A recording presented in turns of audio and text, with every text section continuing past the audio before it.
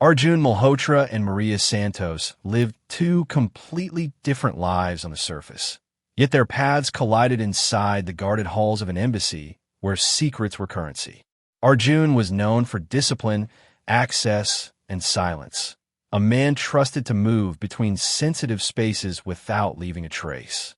Maria was a skilled Filipina translator whose voice carried the words of powerful people while her own life remained unseen. What began as controlled proximity slowly turned into a hidden connection that neither of them fully understood.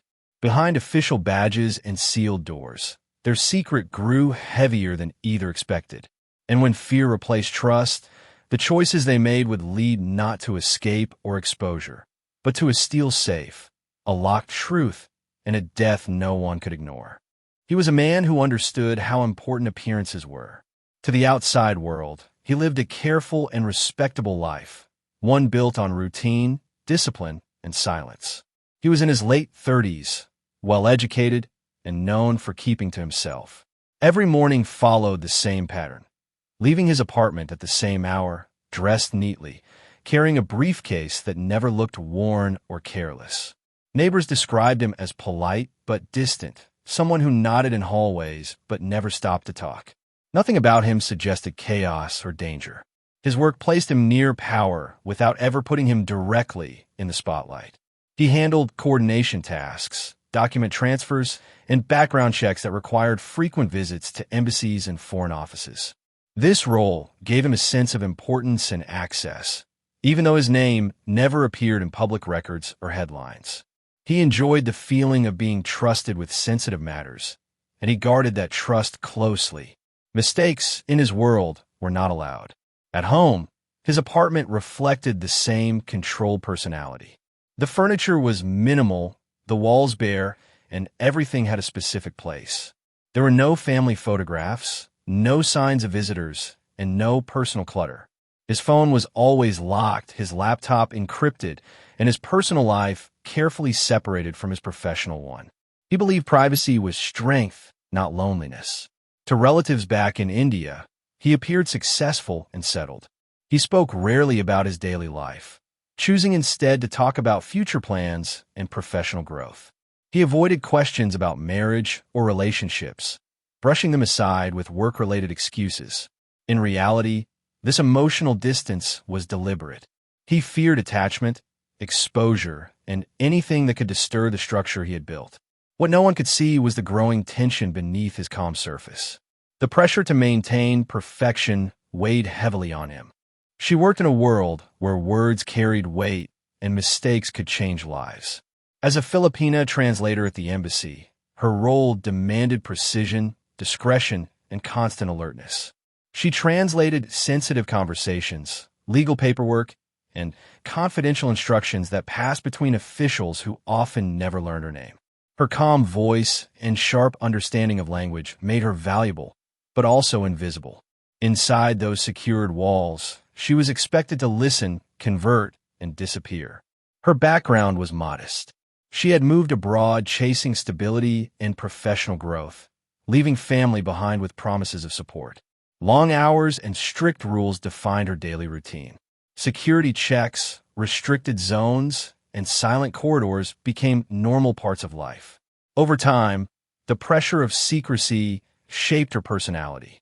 She learned when to observe and when to stay silent, understanding that trust was the currency that kept her employed. Their connection began during routine embassy visits. He required translation support for documents and briefings, and she was assigned to assist him more frequently than others. Familiarity grew through repeated encounters, shared schedules, and unspoken understanding. The professional boundary remained intact at first, but small shifts were impossible to ignore. Extended meetings, private document reviews, and subtle reliance created a sense of closeness that neither acknowledged openly. She saw in him someone who appeared stable and influential, a man who moved comfortably within restricted spaces. He, in turn, noticed her intelligence and reliability. Yet the environment they worked in made emotional distance feel artificial. The embassy, meant to enforce rules, quietly allowed opportunities for secrecy. Surveillance focused on outsiders, not trusted insiders. As time passed, the connection deepened beyond professional necessity. She began to believe that discretion equaled safety, that secrecy could protect. The relationship changed once secrecy became its foundation. What had begun as quiet closeness slowly turned into something heavier, shaped by fear rather than trust. Every interaction required planning, caution, and timing. Public spaces were avoided, and private meetings were carefully arranged to leave no trace. The constant need to hide began to drain the warmth that once existed between them. The imbalance between their lives became more visible with time. He had legal security, social standing, and the freedom to disappear without questions being asked. She lived under contracts, visas, and institutional oversight. One mistake could cost her job, her residency, and her future. While he viewed secrecy as protection, she experienced it as confinement. Pressure started to replace excitement. He grew increasingly cautious, setting boundaries that shifted without explanation. She, on the other hand, wanted certainty in a situation that offered none. The uncertainty created emotional strain, and the relationship stopped feeling equal. Control slowly entered the dynamic, not through force, but through silence and withdrawal. Documents and embassy matters began to blur into personal territory. She became aware of sensitive information she was never meant to carry outside her role. This knowledge bound her closer to him, but also placed her in danger. The more she knew, the harder it became to step away. Trust was no longer mutual, it was strategic. He started to fear consequences. Exposure could destroy the image he had spent years building. Every unexpected message or schedule change felt like a threat. His behavior shifted, becoming guarded and unpredictable. What he once saw as manageable secrecy now felt like a trap of his own making. For her, the relationship had crossed a point of no return. Leaving meant losing stability, but staying meant living in constant anxiety. The future she imagined began to feel unreachable. The safe had always been there, silent and overlooked, positioned in the corner of his apartment like an ordinary piece of furniture. It was large, industrial, and secured deep into the concrete floor, impossible to move without effort. To anyone else, it looked like a precaution taken by a man who valued security. To him, it represented control. Inside it were items that connected his professional world to his private one, things he believed must never fall into the wrong hands. The contents were carefully organized. There were envelopes filled with cash, foreign identification copies, access codes written in shorthand, and digital storage devices wrapped to avoid fingerprints. Some of the documents related to embassy coordination, others to personal financial arrangements that could not be easily explained. The safe was not illegal by itself, but the collection inside created risk. If opened by the wrong person, it could raise questions that would destroy his career. Over time, the translator became aware of its existence. It was mentioned casually at first, framed as a security measure for sensitive materials.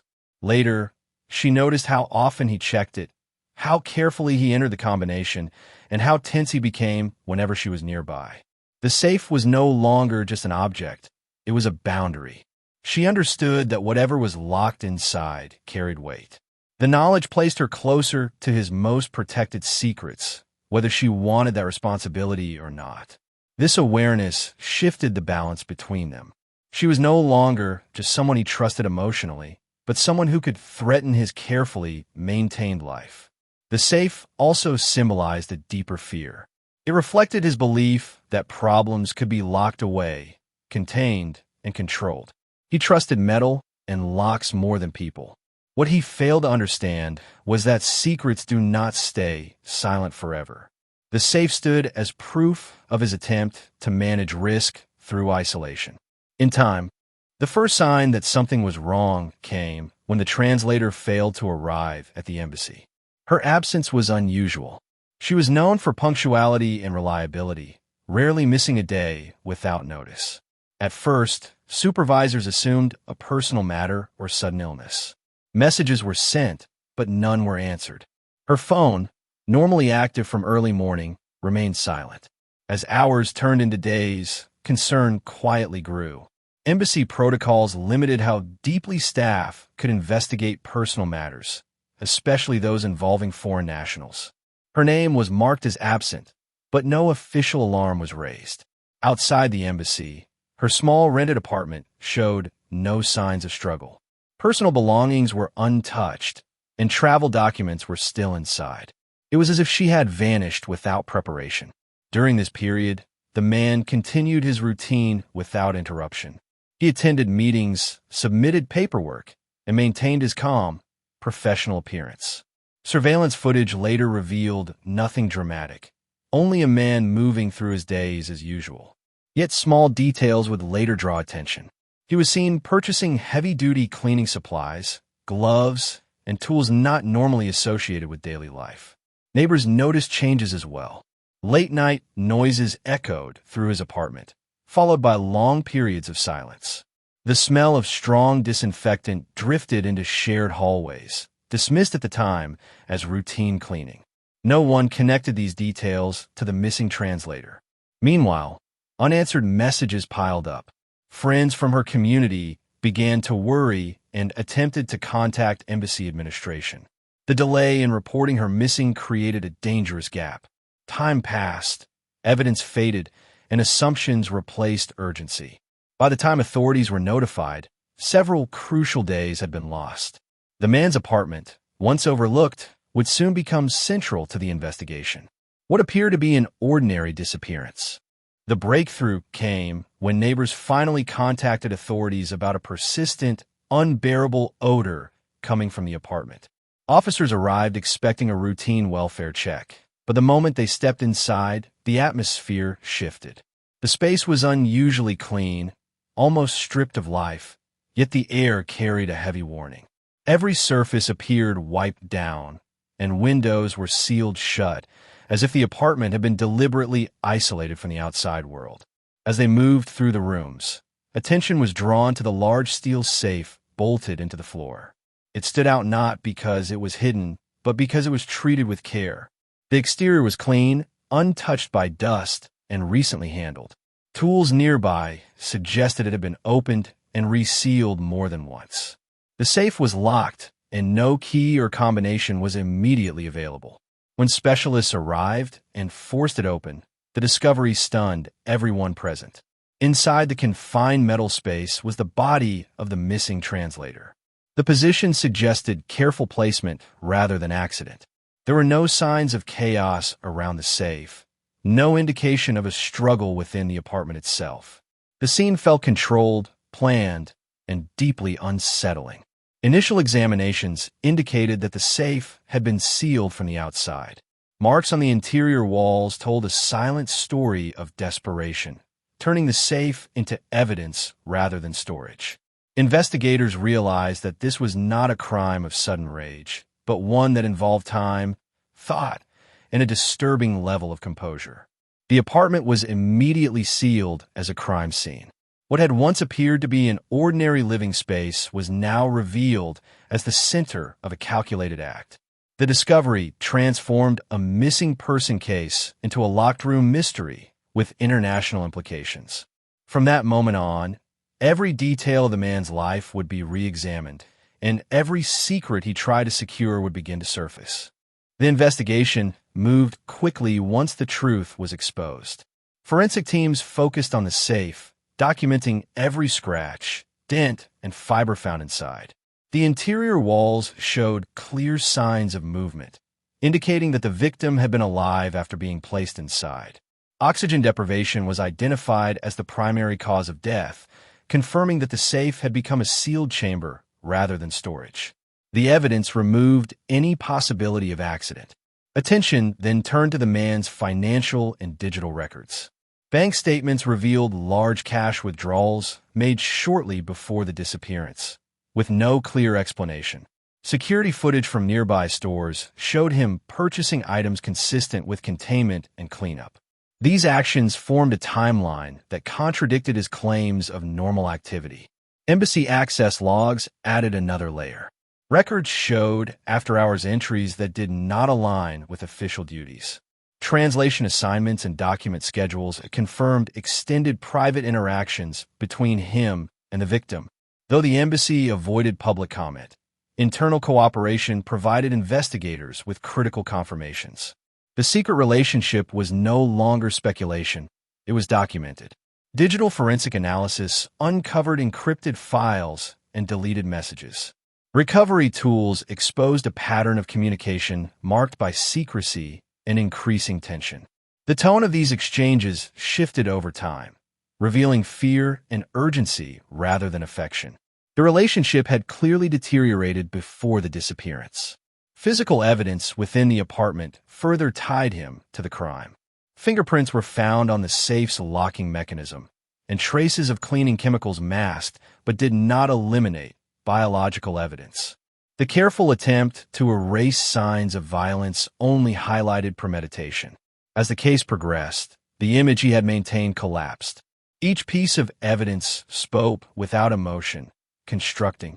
The case concluded not with dramatic revelations, but with a slow and irreversible unraveling of a carefully constructed life. Court proceedings focused on evidence rather than emotion. The safe, once a symbol of control, became the most powerful object in the courtroom.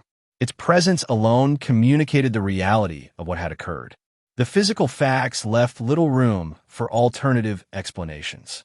The man's professional reputation collapsed completely. Institutions that once trusted him distanced themselves in silence. His access to sensitive environments was revoked, and his name was removed from roles that had defined his identity for years. The embassy avoided public discussion, choosing containment over accountability. What remained was a man stripped of status, facing consequences he believed he could avoid. The victim's life was examined in fragments. Her work record, financial sacrifices, and migration journey painted a picture of quiet determination.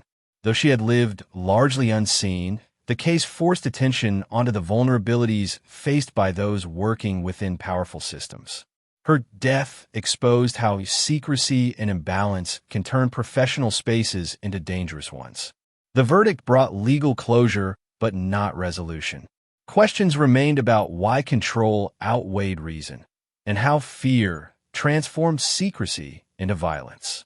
The locked safe became a lasting symbol of the case, representing the belief that problems can be contained rather than confronted. Public reaction was brief but intense. Headlines faded, replaced by newer stories, but the implications lingered. The case stood as a reminder that trust without accountability creates space for abuse. In the end, the truth did not emerge through confession or remorse, but through evidence that refused to stay buried. What was locked away in silence ultimately defined everything, proving that secrets protected by fear often carry the most devastating cost.